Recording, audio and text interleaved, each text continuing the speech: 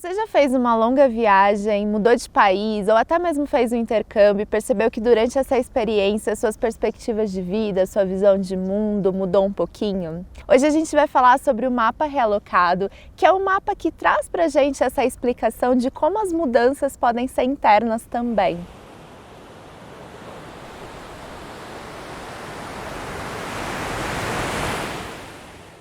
Se você ainda não me conhece, eu sou a Gabi do Asas e Raízes. Eu sou astróloga, terapeuta e nômade. Eu ia esperar um pouquinho mais para fazer um vídeo sobre mapa realocado, mas depois que eu saí do Brasil, eu comecei a ter umas experiências muito diferentes relacionadas ao novo ascendente que eu ganhei desse mapa realocado saindo do Brasil.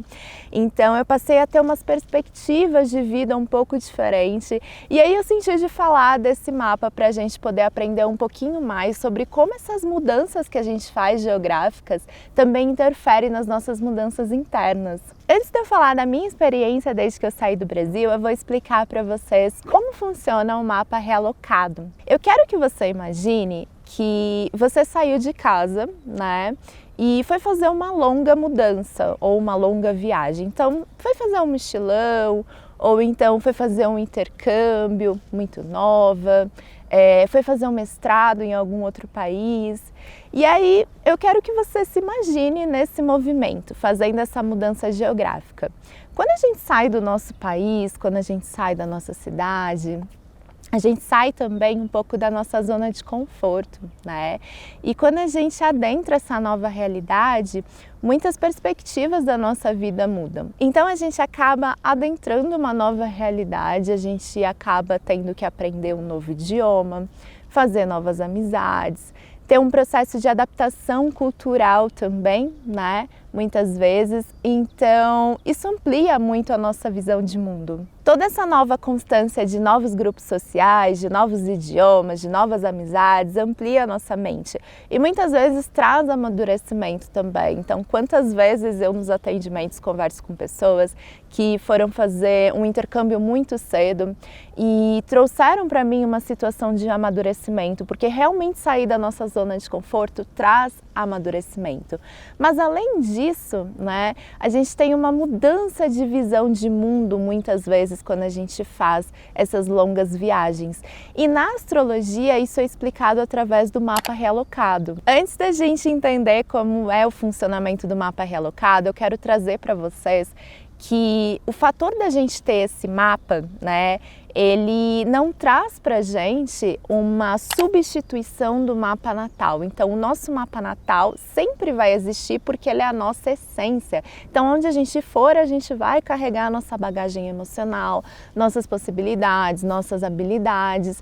Enquanto quando a gente traz também nessa mudança algumas novas perspectivas. Então esse mapa realocado, ele não é um substituto do mapa natal, ele é um mapa de apoio. Tecnicamente, o mapa realocado é como se a gente pegasse nossa data de nascimento, nosso horário de nascimento, todos os nossos dados que a gente faz para usar o mapa natal e só realocasse a nossa localização geográfica. Então, ao invés da gente colocar o nosso lugar de nascimento, a gente vai colocar essa nova localização, né? Essa localização de mudança que a gente está indo. É basicamente pegar o nosso mapa natal e mudar ele de localização. E aí, a partir disso, a gente tem esse mapa secundário. Todo esse cálculo leva em consideração latitude, longitude dessa nova localização. Então, traz pra gente também alguns aspectos diferenciados do nosso mapa natal, muitas vezes, dependendo dessa latitude e longitude. Então, através dessa mudança de localização,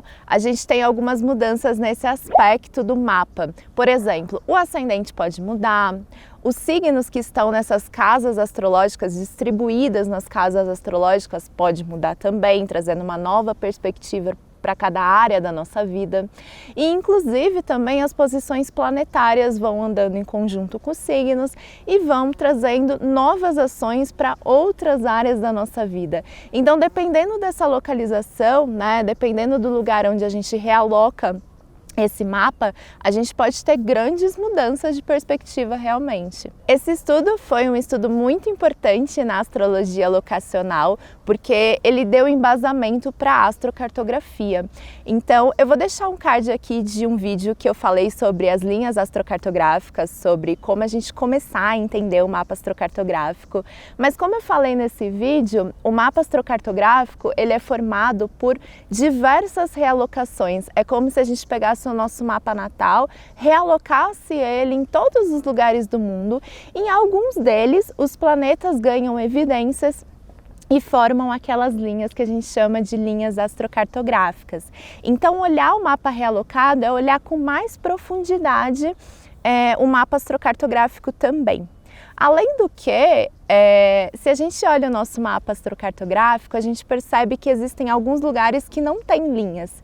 E nesses lugares, será que a gente não tem experiências? É óbvio que a gente tem experiência, mas é preciso olhar profundamente. Para a gente entender o funcionamento desse mapa, eu vou trazer aqui 3 pontos principais de como a gente compara o nosso mapa natal ao mapa de realocação para entender essas mudanças de perspectivas. O primeiro ponto é o ascendente. Quando a gente fala do ascendente, a gente fala das nossas principais características que aparecem para o mundo, né? As primeiras características que aparecem para o mundo. Fala muito da nossa personalidade também, tanto que o ângulo de ascendente dentro da astrocartografia traz para a gente viagens de desenvolvimento pessoal, né? E dentro de outros mapas secundários, o ascendente ele é muito importante, porque ele vai ditar a grande energia desse mapa. Então, quando a gente fala, por exemplo, de revolução solar, que é um mapa mais anual, né? Fala de um período da nossa vida, a gente entende que o signo que está naquele ascendente vai meio que ditar a energia desse ano. Quando a gente fala de realocação, a gente vai entender também que muitas mudanças de perspectivas são trazidas através desse novo ascendente. Vou trazer 2 exemplos, então, para ficar mais fácil essa visualização. Vamos imaginar que você nasceu no Brasil e tem um ascendente em touro, né? O ascendente em touro, ele traz mais materialização, né, para nossa personalidade, ele traz aí condutas mais assertivas, algumas teimosias, nutrição do nosso caminho. Se você muda para o outro lado do mundo, vamos imaginar que você se mudou para a Austrália. O teu ascendente provavelmente vai virar para o signo oposto, que é Escorpião. E aí tudo aquilo que você tem na tua vida, né, como assertividade, pode ser visto por um outro ponto de vista, né? Pode trazer uma nova perspectiva. Provavelmente você vai precisar se sentir um pouco mais profunda nas suas relações, se entender um pouco mais, vai estar um pouco mais mística, porque Escorpião ele traz todo esse mistério pra gente, toda essa profundidade. Então, a forma com que você vai olhar a vida vai tomar um novo rumo nessa nova localização. Outro exemplo que eu falei que eu ia contar para vocês é o meu próprio exemplo. Eu tenho ascendente em peixes, né? Nasci no Brasil, tenho ascendente em peixes. E quando eu saí do Brasil, na verdade ainda não. Na verdade no Amazonas eu já estava com 2 horas a menos de fuso, né? Então eu comecei a experienciar um novo ascendente, que é o ascendente em Aquário. O meu ascendente em peixes, ele corta bem ali no comecinho de peixes, então qualquer mudançazinha que eu faço de fuso horário, ele já pode ir para Aquário, né? E foi o que aconteceu. Então, desde o Amazonas até aqui onde eu tô no Peru e por muitos outros lugares aqui da América do Sul, eu vou vivenciar esse arquétipo de Aquário, que era um arquétipo que não era tão conhecido para mim, porque ele estava na minha casa 12. E a nossa casa 12 é uma casa um pouco mais interna, um pouco mais escondida. Eu percebi que de uns tempos para cá eu estou um pouco mais crítica em relação a questões de espiritualidade, pensando um pouquinho mais no meu trabalho também, pensando em questões coletivas também. Eu percebi que deu uma mudado, uma virada de chave assim, e até pouco tempo atrás eu não tinha prestado atenção nisso, e depois que eu comecei a estudar ainda mais o mapa realocado, o meu mapa realocado, eu percebi que isso poderia ter a ver com essa nova visão que eu estou experienciando agora nesses novos lugares. O segundo ponto interessante da gente olhar nesse mapa de realocação para comparar com o nosso mapa natal é as regências das casas astrológicas. Então, por exemplo, começando pelo ascendente, se eu tenho uma mudança de signo no ascendente, né, as minhas casas astrológicas vão mudar também, né? Então, todos os signos eles andam no sentido horário,